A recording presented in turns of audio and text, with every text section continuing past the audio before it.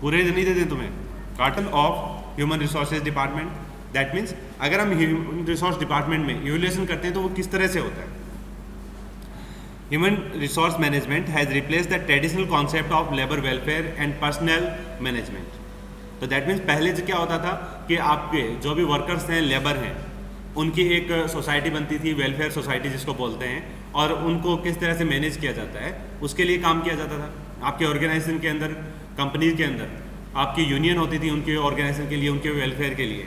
तो जो आपके उसके अंदर कंपनी के अंदर यूनियन है लेबर वेलफेयर की, तो वो क्या करती है कि वो उन एम्प्लॉयज़ के लिए ध्यान रखती है कि किस तरह से आपके एम्प्लॉयज़ हैं उनको उनके राइट्स के अकॉर्डिंग उनकी सारे राइट्स मिलें, उनको उनके वेजेस मिलें, उनको टाइमली उनको काम मिलता रहे और उनके ऊपर और बर्डन ना हो। तो वही चीज़ें आपका ह्यूमन रिसोर्स डिपार्टमेंट है वो डील करता है। उनका भी यही काम है कि आपके पास जितने भी एम्प्लॉयज़ हैं उन एम्प्लॉयज़ को आपको ध्यान रखना है, उनको उनकी रेस्पॉन्सिबिलिटी देनी है, उनको उनके टैलेंट के अकॉर्डिंग, जितना उनमें टैलेंट है, जितने वो क्वालिटी है या स्किल्ड है, उसके अकॉर्डिंग उनको उनकी जॉब और रेस्पॉन्सिबिलिटीज़ हमें असाइन करनी है। उसके अकॉर्डिंग उनके वेजेस भी होने चाहिए, उनको जो रिक्वायरमेंट्स हैं उनमें आपके ऑर्गेनाइजेशन या एंटरप्राइज का क्या रोल रहता है, उन सब चीज़ों का भी हमें ध्यान रखना है। और हर एक एंटरप्राइज अपने एम्प्लॉयज़ का पूरा ध्यान रखती है, उनकी मेडिकल से लेके, उनकी हेल्थ से लेके, उनके ह्यूमन हाउसिंग जो फैसिलिटीज़ है उनको लेके, तो इस तरह की जो उनको फैसिलिटीज़ प्रोवाइड करवानी है उनका सबका। तो इस तरह से क्या है, डिफरेंट ऑर्गेनाइजेशंस हैं और वो इन सब चीज़ों के ऊपर फोकस करते हैं ताकि हमारे एम्प्लॉयज़ हैं वो हमारी ऑर्गेनाइजेशन के साथ जुड़े रहें और फुल एफिशिएंसी के साथ हमारे साथ वर्क कर सकें। मोस्टली आपने देखा होगा कि जो अच्छी ऑर्गेनाइजेशन है, जो कि आपके प्राइवेट या फिर गवर्नमेंट, दोनों ही टाइप के ऑर्गेनाइजेशन है, वो अपने एम्प्लॉयज़ को पूरी फैसिलिटीज़ प्रोवाइड कराते हैं जिनकी एक एम्प्लॉय को रिक्वायरमेंट है। क्यों करवाती है? उनका सिर्फ यही पर्पज़ होता है कि हमारा एम्प्लॉय है वो अगर अच्छे से रहेगा, उन्हें सारी फैसिलिटीज़ मिलेंगी, तो वो जितने टाइम हमारी ऑर्गेनाइजेशन में काम करता है उसमें वो अपना 100% दे पाएगा। अगर उनके दिमाग में वो टेंशन रहेगी कि मेरे को घर पे कहाँ रहना है, मेरे को घर कहाँ लेना है, उसके बाद मुझे घर पे आने जाने में ट्रेवलिंग डिस्टेंस है वो काफ़ी ज़्यादा हो रही है, टाइम मेरा ख़राब हो रहा है इसके अंदर, तो या फिर मुझे प्रॉपरली मेडिकल फैसिलिटीज़ नहीं मिल रही हैं, मैं बीमार हो जाऊंगा तो मेरे पास साथ क्या होगा। तो अगर किसी भी पर्सन के माइंड में ये सब चीज़ें चलती रहेंगी तो वो अपने वर्किंग आवर्स में अपने टाइम के ऊपर कम्प्लीटली फोकस नहीं कर पाता। तो अच्छी ऑर्गेनाइजेशन हमेशा इन चीज़ों के ऊपर फोकस करती हैं। आपको एक अलग से सोसाइटी या स्पेस प्रोवाइड करवाया जाता है जिनके अंदर उनके खुद के हाउसिंग बोर्ड होता है और कम्प्लीटली मैनेजमेंट होता है कि वहाँ पे आपके सारे एम्प्लॉयज़ के रहने की फैसिलिटीज़ होती है, प्लस उनके वहाँ पे मेडिकल फैसिलिटीज़ भी होती हैं। उनके अलावा उनको मेडिकल अलाउंसेस भी दिए जाते हैं ताकि अगर आपको कोई भी ऐसी प्रॉब्लम आ जाती है तो आप इजीली इन चीज़ों को कंप्लीट कर सकते हैं ताकि आपको ज़्यादा फाइनेंशियली बर्डन ना पड़े। तो हर एक एम्प्लॉई अपनी सिक्योरिटी चाहता है कि उसकी लाइफ की फाइनेंशियल सिक्योरिटी, जॉब सिक्योरिटीज़, ये सारी चीज़ें अगर उनको वहाँ पे मिलती हैं तो वो अपनी ऑर्गेनाइजेशन के लिए डेफिनेटली और बहुत अच्छे से काम करेगा। तो ये सब चीज़ें अगर आपकी ऑर्गेनाइजेशन आपको प्रोवाइड करवा रही है तो आपके एम्प्लॉई हैं वो उससे खुश रहेंगे, और खुश जो भी एम्प्लॉई खुश होता है तो दैट मीन्स उसके बाद वो आपके ऑर्गेनाइजेशन के लिए अच्छे से ही काम करता है। और जब आपके एम्प्लॉयज़ के अंदर आप में फ्रस्ट्रेशन रहता है आपकी ऑर्गेनाइजेशन के लिए, एंटरप्राइज के लिए, तो वहाँ पे आपको एफिशिएंसी के साथ वर्क नहीं मिल पाता। तो इसीलिए आपके ह्यूमन रिसोर्स डिपार्टमेंट का है जो इवेल्यूशन का तरीका है कि किस तरह से आपको इवेल्यूट करना है कि कौन से पर्सन का क्या काम है और कैसे उन्हें हमें कंप्लीट यूज़ करना है या फिर उनको यूटिलाइज करना है। तो that's the most important process. अब स्टाफिंग प्रोसेस अगर हम देखते हैं कि अब हमें ये देखना है कि हमने स्टाफ जो हायर करना है तो उसके लिए हमारे पास क्या स्टाफिंग प्रोसेस है, किस तरह से हमारे पास जो स्टाफ है उसे हम हायर करते हैं, क्या हमारे पास उसका प्रोसेस रहता है, और उसके बाद उनके अंदर कौन कौन सी क्वालिटीज़ हैं जो हमें वहाँ पे डेवलप करनी है। For example, if one is selected by A business process outsourcing, जिसको हम BPO के नाम से भी जानते हैं, by virtual of being extrovert and well versed in English speak. अब अगर हमें यहाँ पे एक BPO का एग्जांपल ले रहे हैं जिसमें एक एम्प्लॉय को हायर करना है तो उसके लिए क्या होना चाहिए, एक्सट्रोवर्ट होना चाहिए, अपने आप को इजीली एक्सप्रेस करने वाला। किसी भी एक टॉपिक को अगर आप देते हैं तो उसके ऊपर वो बहुत अच्छे से एक्सप्लेन कर दें। And well versed in English speaking, और उसके अलावा इंग्लिश स्पीकिंग है उसकी वो बहुत अच्छी होनी चाहिए। One needs to be trained in the relevant business process, उसके बाद हमें उसे पर्टिकुलर जो अपना बिजनेस प्रोसेस है उसके अंदर हमें उसे ट्रेन करना है। Telephone conversation etiquettes as well as diction adaption before actual placement. तो जब तक उसका एक्चुअल प्लेसमेंट नहीं होता उससे पहले उन्हें ये सारी चीज़ें सिखानी होती हैं कि किस तरह से आपको टेलीफोनिक एटिकेट्स हैं उनको फॉलो करना है। आप जब भी किसी से बात करेंगे तो आपको उनसे रेस्पेक्ट से बात करनी है, आपको फ़ोन उठाते ही क्या बोलना है, उसके बाद आप किस तरह से उनको अपने जो भी प्रोसेस है उस प्रोसेस के बारे में एक्सप्लेन करते हैं। और उस प्रोसेस के बारे में एक्सप्लेन उनको तभी कर पाएंगे जब उनको उस प्रोसेस के बारे में कम्प्लीटली नॉलेज होगा। तो ये सारी चीज़ें रहती हैं कि जब हमने उसको स्टार्टिंग में देखा, टैलेंट किया, उसके बाद हमें उसको ट्रेन करना है कि हम इसको ट्रेन कर सकते हैं और इन फील्ड के अंदर हमें जो क्वालिटीज़ हैं वो कंपेटेबल मिलनी चाहिए ताकि हमारी ऑर्गेनाइजेशन, हमारी एंटरप्राइज है उसके अंदर वो एम्प्लॉय सूटेबल और फिट हो सके। The employees experiences during orientation and placement from his her first impression of the organisation. तो दैट मीन्स आपके एम्प्लॉय का अगर जो एक्सपीरियंस है वो कैसा रहता है आपके ओरिएंटेशन में, या जो उसका इंटरव्यू होता है जिसके अंदर हम प्लेसमेंट लेते हैं, जो ट्रेन उसका प्रोग्राम होता है जिसके अंदर हमें उसको जज करना है या फिर हमें उसको इवेल्यूट करना है, तो उस प्रोसेस के अंदर उसका फर्स्ट इंप्रेशन कैसा है आपके लिए। तो वो चीज़ें आपके ऊपर डिपेंड करती हैं कि आपका एम्प्लॉय है वो आपके लिए सही है या गलत है। Even while in the job the employee needs training for upgradation of knowledge and skill and for preparing for higher responsibilities. और जॉब के अंदर उनकी ट्रेनिंग है वो क्यों इंपॉर्टेंट होती है, ताकि वो अपने नॉलेज को अपग्रेड कर सकें। और नॉलेज अपग्रेड होगा तो दैट मीन्स वो क्या कर सकते हैं, अपनी स्किल्स को भी अपडेट कर सकते हैं और वो हायर रेस्पॉन्सिबिलिटीज़ के लिए भी प्रिपेयर रहेंगे। जब एक एम्प्लॉय अगर बीपीओ में एज ए ज्वाइन करता है तो उसके क्या रेस्पॉन्सिबिलिटी होती है as a customer care executive, तो उसका यही है कि आपके कॉल्स अटेंड करने हैं और आपको अपने प्रोसेस के बारे में एक्सप्लेन करना है। बट आफ्टर सम टाइम जब उसको एक्सपीरियंस हो जाता है उस कंप्लीट प्रोसेस का, उन्हें हैंडल करने का कि हाँ किस तरह से हम लोगों को हैंडल करते हैं, उनकी कैपेबिलिटीज़ उसमें आ जाती हैं, उनको प्रॉब्लम सॉल्विंग कैपेबिलिटी है उसकी अच्छी होती है, तो उसके बाद क्या करते हैं उसे ट्रेनिंग प्रोवाइड करवा के उसे कंप्लीट प्रोसेस को समझाया जाता है कि अगर इससे ज़्यादा भी अगर हमारे पास प्रॉब्लम आती है जिसे आप अपने लेवल पे हैंडल नहीं कर पा रहे बट आपका हायर लेवल है वो उनको कैसे हैंडल करता है, तो वो ट्रेनिंग उन्हें प्रोवाइड की जाती है और उसके बाद उन्हें प्रमोट करके उस हायर लेवल के ऊपर भेजा जाता है। तो उससे उन्हें क्या रहता है कि कंप्लीट प्रोसेस का नॉलेज रहता है और उनके बाद वो अपनी जो रेस्पॉन्सिबिलिटी उन्हें मिलती है उस रेस्पॉन्सिबिलिटी के अकॉर्डिंग वो टीम लीडर या सुपरवाइजर उनकी पोस्ट है उनके ऊपर वो पहुंच जाते हैं। फिर धीरे धीरे उस चीज़ का एक्सपीरियंस होता है, उसके बाद उनकी नेक्स्ट हायर पोस्ट होती है, वहाँ पे वो अपना काम कर सकते हैं। तो इस तरह से उनके क्या है कि टाइमली अपग्रेडेशन बहुत ज़रूरी है नॉलेज का, तो उसके लिए उन्हें ट्रेनिंग प्रोवाइड करवानी पड़ती है कि पर्टिकुलर एक फिक्स एक्सपीरियंस के बाद उनको एक ट्रेनिंग प्रोवाइड करवाएं और उनके बाद उन्हें हायर रेस्पॉन्सिबिलिटीज़ के लिए प्रिपेयर करें। So staff training and development is another important aspect of the staffing process. What follows a brief description of the above stages। तो दैट मीन्स हमारे पास अगर हम इन सब चीज़ों के बारे में बात करते हैं तो हमारे पास अगर जो डिस्क्रिप्शन हम करते हैं तो वो क्या है आपके स्टाफिंग प्रोसेस में। तो सबसे पहला पॉइंट आता है estimating the man power requirement. तो सबसे पहले हमें एस्टिमेट करना है कि हमारे पास जो मैन पावर की रिक्वायरमेंट है वो कितनी है और वो कैसे हम एस्टिमेट करेंगे। उसके लिए हमें हमारे पूरे प्रोसेस का नॉलेज होना चाहिए, हमारी प्रोसेस की और हमारी कैपेबिलिटीज़ है वो हमें पता होना चाहिए, हमारी रिक्वायरमेंट्स। अब अगर हमारे पास कोई रिक्वायरमेंट आई है तो दैट मीन्स अगर हम एक बीपीओ की एग्जांपल लेते हैं तो एक बीपीओ में अगर हमें एग्जीक्यूटिव्स लेने हैं तो उन एग्जीक्यूटिव्स को हम किस लेवल पे हायर करते हैं, कितने हायर करते हैं, तो उस चीज़ का हमें नॉलेज होना चाहिए। हमें ये पता रहना चाहिए कि हमारे जो एम्प्लॉयज़ होंगे वो कितने हैं, नंबर ऑफ़ कस्टमर्स कितने हो सकते हैं। किसी किसी कंपनी में आपके नंबर ऑफ़ कस्टमर्स हैं वो लाखों में हैं, किसी में करोड़ों में भी। अब उनमें से कितने कस्टमर्स हैं जिनको प्रॉब्लम आ सकती है ऑन रेगुलर। अगर आपके पास 1 करोड़ कस्टमर्स हैं तो हम मान के चलते हैं कि 1 करोड़ कस्टमर्स में से हमारे पास ज़्यादा भी नहीं तो 1 लाख कस्टमर्स ऐसे हो सकते हैं जिनको प्रॉब्लम्स आ सकती हैं। अब उनको हम वेरी करते हैं कि वो कितने उनमें से कस्टमर्स होंगे जिनको प्रॉब्लम्स रेंडमली आ सकती हैं। तो अगर हम उसे पर डे के अकॉर्डिंग कैलकुलेट करते हैं तो उसके अंदर हमारे पास कुछ नंबर्स आते हैं कि 10,000 या 20,000 कस्टमर्स आपके ऐसे हो सकते हैं जिनको हमें प्रॉब्लम्स को सॉल्व आउट करना है। अब उन प्रॉब्लम्स को सॉल्व आउट करने के लिए आपको कितने एम्प्लॉयज़ चाहिए, पर्टिकुलर आपका कंप्लीट 24 आवर्स का प्रोसेस रहता है, किस टाइम पे आपके कस्टमर्स हैं वो ज़्यादा कॉल करते हैं,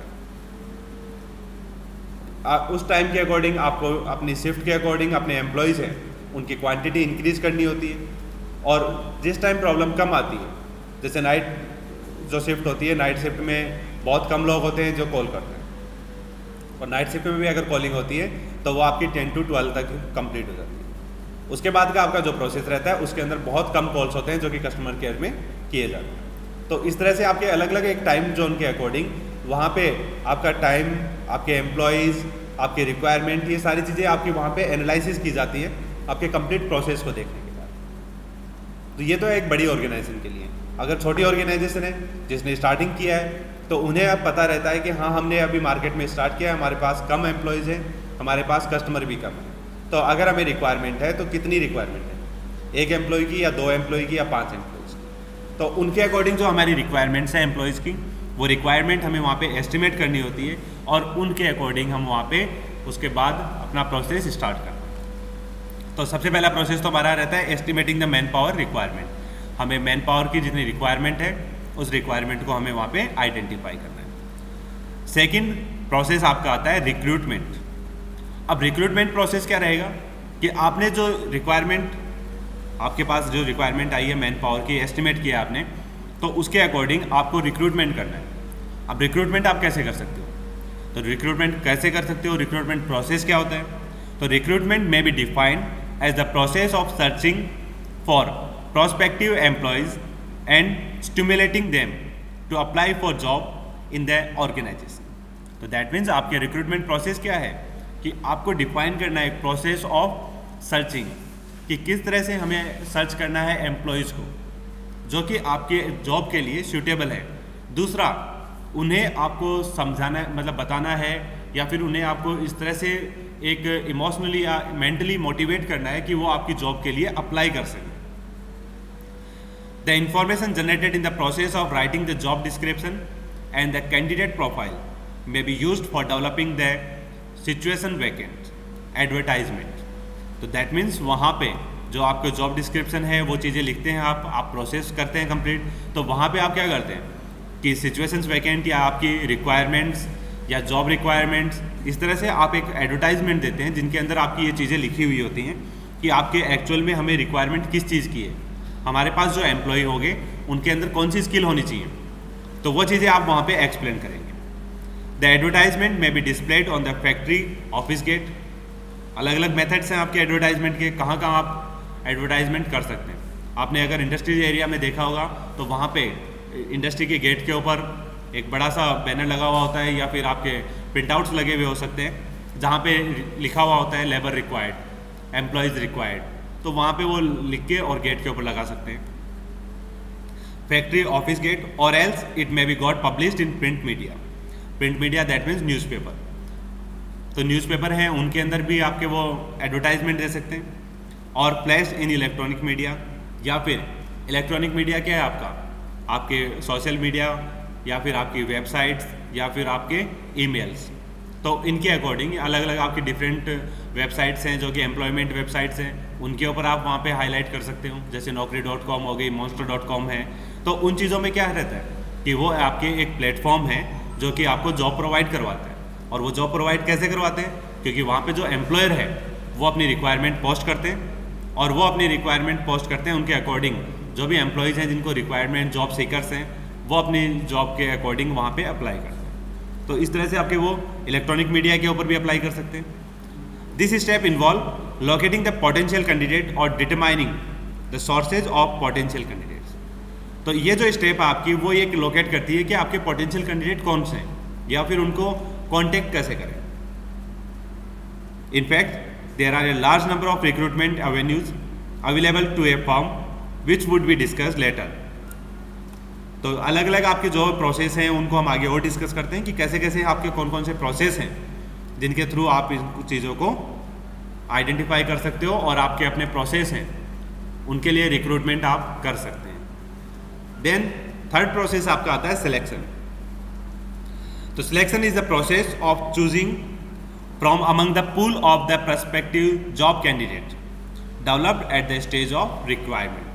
तो दैट मीन्स यहाँ पे आपका सिलेक्शन प्रोसेस क्या है कि जितने भी आपके बहुत सारे एम्प्लॉयज़ या जिन्होंने जॉब सीकर्स थे जिन्होंने अप्लाई किया था, उनमें से कौन सा आपका कैंडिडेट सूटेबल है, बेस्ट है, तो उस कैंडिडेट को आपको वहाँ पे सेलेक्ट करना है। क्योंकि आपके पास जब एडवर्टाइजमेंट देते हैं, एडवर्टाइजमेंट देंगे, आपके पास रिक्वायरमेंट होगी, तो वहाँ पे आपको नंबर ऑफ़ कैंडिडेट्स मिलेंगे जो कि आपके उस प्रोसेस के लिए सूटेबल हो सकते हैं। अब उनमें से आपको जो बहुत अच्छा या फिर आपका 100% आपको जिसकी रिक्वायरमेंट है उस तरह का अगर आपको कोई एम्प्लॉय मिलता है वहाँ पे, तो उसे आपको वहाँ पे सेलेक्ट करना है। Even in case of highly specialised jobs where the choice space is very narrow, the rider of the selection process serve two important purpose.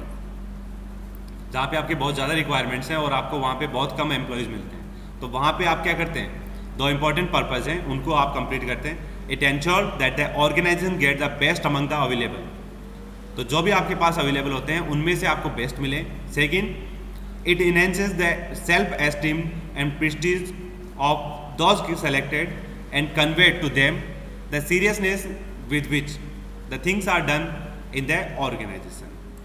तो दूसरी चीज़ ये है कि उनमें इनहेंस करनी है सेल्फ एस्टीम एंड प्रेस्टीज, जो कि आपने उनको सेलेक्ट किया है और उन्हें यह चीज़ समझाई है कि आप कितने सीरियस हैं अपनी ऑर्गेनाइजेशन के लिए, या जो आपको काम करना है उस काम को आपको कितना सीरियसली कंप्लीट करना है। तो ये दोनों चीज़ें अगर आपको मिलती हैं तो आप वहाँ पे अगर कम एम्प्लॉयज़ भी हैं तो उनमें भी आप उनको सिलेक्ट कर सकते हैं। और कम एम्प्लॉयज़ आपको कब मिलते हैं, जब आपको पर्टिकुलर एक स्पेशल स्किल की आपको रिक्वायरमेंट होती है, प्लस आपको एक क्वालिफिकेशन की उसके में रिक्वायरमेंट होगी और आपने उसमें डिज़ायर्ड एक एक्सपीरियंस भी वहाँ पर मांगा है।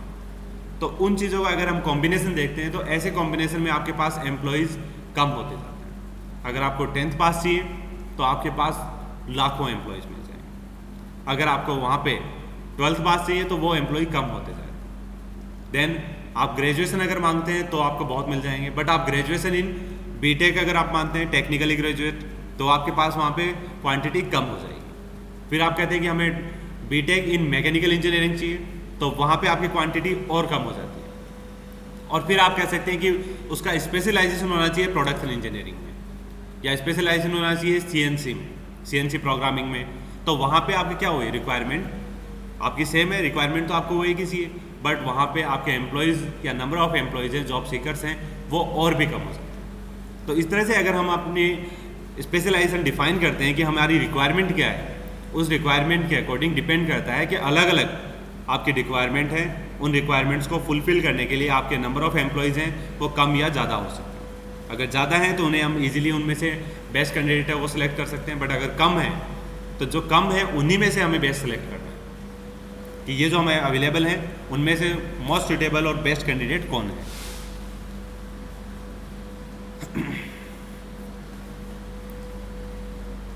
नेक्स्ट आपका आता है इसी के अंदर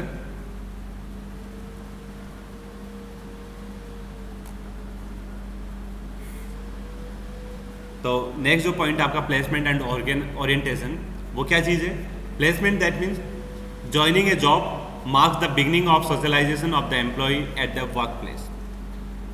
तो यहाँ पे अगर आपने किसी भी ऑर्गेनाइजेशन में या किसी भी एंटरप्राइज में आपने ज्वाइन किया है तो वहाँ पे आपकी शुरुआत किसकी होती है, एक सोशलाइजेशन की, कि किस तरह से आपको उस एनवायरनमेंट में वर्क करना है, वहाँ पे जितने भी एम्प्लॉयज़ हैं उनके साथ आपके क्या रिलेशंस रहेंगे। तो उन सब चीज़ों की एक शुरुआत करते हैं कि किसी भी अगर हम सोसाइटी में जाते हैं तो उस सोसाइटी में हमें कैसे उसकी शुरुआत करनी है और कैसे उस सोसाइटी में हमें घुल मिल के रहना है। The employees is given a brief presentation about the company and is introduced to his superiors, subordinates and the colleagues. तो जो एम्प्लॉयज़ होते हैं जो भी जॉब ज्वाइन कर रहे हैं तो उन्हें सबसे पहले क्या किया जाता है कि आपकी कंपनी के बारे में एक ब्रीफ प्रेजेंटेशन दिया जाता है, इंट्रोडक्शन दिया जाता है। उसके बाद उन्हें ये पता चलता है कि हाँ हमारी ऑर्गेनाइजेशन क्या है और हमारी ऑर्गेनाइजेशन किस फील्ड में वर्क करती है प्रॉपर्ली। उसके बाद उन्हें इंट्रोड्यूस करवाया जाता है उनके सुपीरियर से जो कि उन्हें ऑर्डर देंगे, सबॉर्डिनेट से जो उनके साथ में नीचे काम करेंगे, या उनके कलीग से जो उनके साथ में काम करते हैं। तो इस तरह से उन्हें क्या एक नॉलेज मिलता है कि कौन से एम्प्लॉयज़ हैं जो मेरे ऊपर हैं जो कि मुझे ऑर्डर कर सकते हैं, कौन से ऐसे एम्प्लॉयज़ हैं जिन्हें मैं ऑर्डर कर सकता हूँ और जिन्हें मुझे रिपोर्ट करना है। उसके अलावा मेरे कलीग्स कौन से हैं जिनसे मुझे हेल्प मिल सकती है। तो इस तरह से एक एम्प्लॉय को अगर ये आपका ओरिएंटेशन प्रोग्राम या फिर आपका प्लेसमेंट प्रोग्राम है उसके अंदर ये सारी चीज़ें उन्हें बताई जाती हैं, तो उन्हें एक सोशलाइज होने में ज़्यादा टाइम नहीं लगता, उन्हें फेमिलियर होने में ज़्यादा टाइम नहीं लगता अपनी ऑर्गेनाइजेशन के लिए। अगर उन्हें ये चीज़ें नहीं बताई जाती हैं तो उसके बाद उन्हें आइडेंटिफाई करने में उसी काम को बहुत टाइम लग सकता है। तो इसीलिए किसी भी जॉब के लिए उनका प्लेसमेंट या ओरिएंटेशन है वो बहुत इंपॉर्टेंट रहता है। तो ये सारे आपके अलग अलग फैक्टर्स हैं जो कि हम कंसिडर कर रहे हैं आपके स्टाफिंग में। दैट मीन्स ह्यूमन रिसोर्सेज आपका जो प्रोसेस है, स्टाफिंग प्रोसेस, उनके अंदर। Then training and development. What we will seek is not simply a job but a career. जैसे अभी आप लोग भी अगर अपने कैरियर के लिए ढूंढ रहे हैं, आप जॉब के लिए अगर सर्च कर रहे हैं, तो वो जॉब आपका क्या है, एक कैरियर है। आप पर्टिकुलरली स्टार्ट एक जॉब से करते हैं कि मेरे को इस जॉब, ये वाली जॉब है वो ज्वाइन करनी है, फिर धीरे धीरे वो चीज़ आपका कैरियर बन जाती है।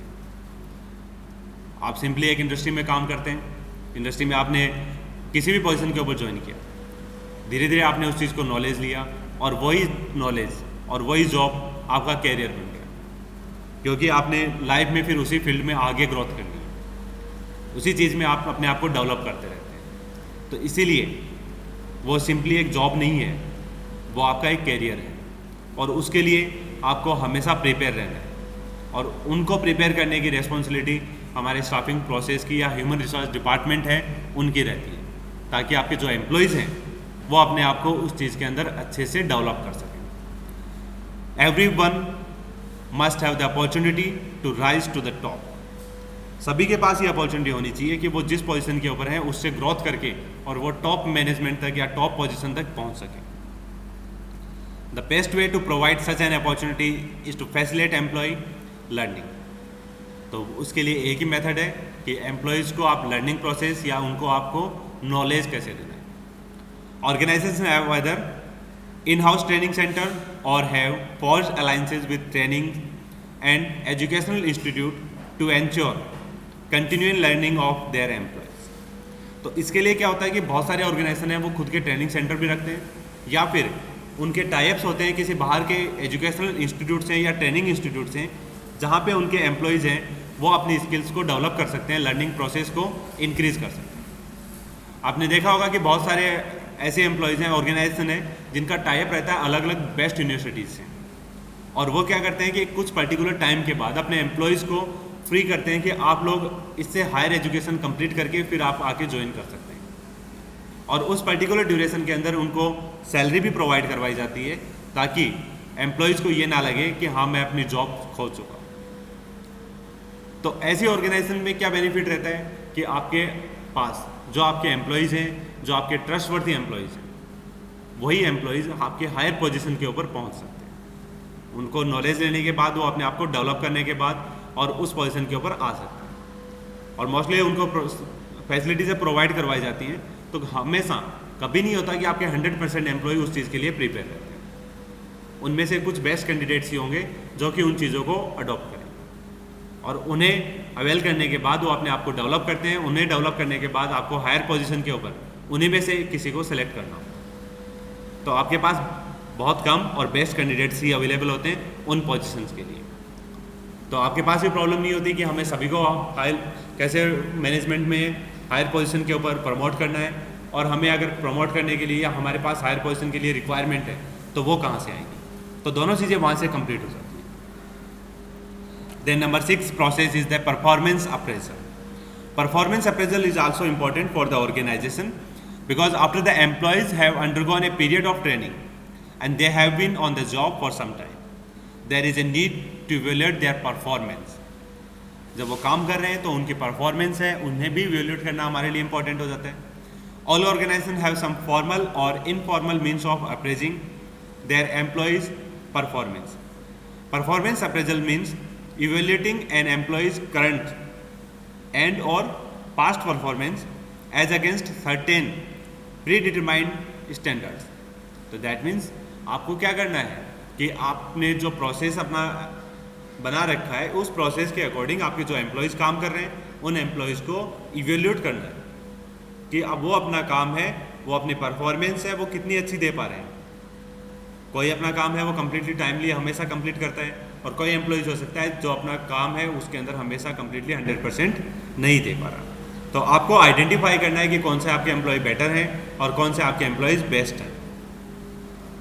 The employees is expected to know what the standards are and the superior is to provide the employee feedback on his or her performance। और उनके जो सुपीरियर हैं वो आइडेंटिफाई करके उनका अपना फीडबैक देते हैं कि आपका ये एम्प्लॉई है वो अच्छे से काम कर रहे हैं और ये आपका एम्प्लॉई अच्छे से काम नहीं कर पा रहे। The performance appraisal process therefore will include defining the job, appraising performance and providing feedback. इसके अकॉर्डिंग आपका जो अप्रेजल होता है, अप्रेजल के अकॉर्डिंग आपको आइडेंटिफाई किया जाता है कि यह काम अपना अच्छे से कर रहे हैं और अच्छे से नहीं कर रहे हैं, उनकी क्या परफॉर्मेंस है और कितना वो काम कंप्लीट कर पाते हैं। देन नेक्स्ट आता है आपका प्रमोशन एंड कैरियर प्लानिंग। अब आपका अप्रेजल भी हो रहा है, आपका इवैल्यूएशन भी हो रहा है, आप जॉब भी अच्छे से कर रहे हैं, तो अब आपको वहाँ पे अपॉर्चुनिटी मिलती है प्रमोशन की। तो आपका प्रमोशन या कैरियर प्लानिंग है वो क्या हो सकता है? It become necessary for all organisation to address it becomes necessary for all organizations to address career related issues and promotional avenues for their employees। तो आपके ऑर्गेनाइजेशन के लिए ये नेसेसरी क्यों है कि आप उन्हें कैरियर रिलेटेड इश्यूज हैं उनके बारे में बताएं या फिर अपने प्रमोशन के बारे में उन्हें बताएं? बिकॉज अगर आप उन्हें अपने एम्प्लॉयज़ को उनके कैरियर से रिलेटेड या उनके प्रमोशन से रिलेटेड अगर आप उन्हें एक्सप्लेन करते हैं तो उनमें एक एंथुसियास्टिक रहेगी, एक मोटिवेशन रहेगा कि हाँ हमें किस तरह से अपने आप को प्रमोट करना है, हमें इस चीज़ में अपना कैरियर बिल्डअप करना है। अगर उन्हें पता ही नहीं होगा कि आप कितना अच्छा काम करोगे उसके बाद आपको मिलेगा क्या, उसका बेनिफिट क्या है उसका, तो वो उस चीज़ के लिए वर्क करना छोड़ देंगे। तो उन्हें क्या करना है? मोटिवेट करना है। मोटिवेट दैट मीन्स उन्हें उनकी कैरियर प्लानिंग उनको एक्सप्लेन करनी है, उन्हें उनके प्रमोशन जो स्टेप्स हैं उनके बारे में उन्हें बताना है। हर ऑर्गेनाइजेशन में डिफरेंट प्रोसेस होते हैं एक्सपीरियंस के या फिर प्रमोशन के। कहीं पे बहुत कम टाइम में आप अगर अपना अच्छा परफॉर्मेंस करते हो तो बहुत जल्दी आपका प्रमोशन हो सकता है, बट कुछ ऑर्गेनाइजेशन ऐसे हैं जिनके अंदर आपका एक फिक्स टाइम रहता है, उतना एक्सपीरियंस आपको रिक्वायर्ड है, उसके बाद आपका प्रमोशन होता है। जैसे आपने गवर्नमेंट सेक्टर देखें तो जिनके भी घर में गवर्नमेंट एम्प्लॉयज़ हैं उनको आपको पता होगा कि आफ्टर 9 ईयर्स उनका प्रमोशन होता है। तो वो जो एक फिक्स प्रोसेस है कि that means at least after 9 years जो वर्क जॉब है उनका, उस जॉब के बाद उनको एक्सपीरियंस जो हो जाता है 9 साल का, उसके बाद उनको नेक्स्ट जो उनके स्टेप है उसके बाद हायर जो पोस्ट है उसके ऊपर उन्हें प्रमोट कर दिया जाता है। और अगर वहाँ पे सीट वैकेंट नहीं है तो उन्हें उनकी सैलरी के अकॉर्डिंग वहाँ पे प्रमोट किया जाता है, बट पोस्ट के अकॉर्डिंग वो प्रमोट नहीं हो पाते। तो दैट वो डिपेंड करता है आपके प्रोसेस के ऊपर, आपके ऑर्गेनाइजेशन के ऊपर कि आपने किस तरह से अपने एम्प्लॉयज़ के लिए या अपने प्रमोशन जो स्टेप्स हैं उनके लिए आपने पॉलिसीज़ बनाई हैं। उन पॉलिसीज़ के अकॉर्डिंग आपके एम्प्लॉयज़ हैं वो अपने आप को डेवलप कर रहे हैं। तो यही सब चीज़ें अगर हम एम्प्लॉयज़ को एक्सप्लेन करेंगे तो वो उन चीज़ों के लिए प्रिपेयर रहेंगे कि after 6 year I will get the promotion. और जिस एम्प्लॉय को 4 या 5 साल हो गए हैं वो अपने नेक्स्ट प्रमोशन के लिए और अच्छे से मेहनत करेगा कि नेक्स्ट ईयर मेरा प्रमोशन होगा और प्रमोशन होने के बाद मुझे एक हायर पोस्ट मिलेगी और हायर सैलरी मिलेगी। तो उन चीज़ों के लिए मुझे और अच्छे से मेहनत करनी है, तो वो उस चीज़ के लिए और ज़्यादा मेहनत करेगा। और इन्हीं सब चीज़ों के बाद आपके एम्प्लॉयज़ हैं वो अपना 100% दे सकते हैं। तो ये आपके डिफरेंट प्रोसेस थे रिक्रूटमेंट के, स्टाफिंग के, जिन प्रोसेसेस को हमें आइडेंटिफाई करना होता है और इन प्रोसेसेस को हमें अच्छे से एक्सप्लेन करना होता है हमारे एम्प्लॉयज़ को, ताकि वो अच्छे से अपना काम कंप्लीट कर सकें। तो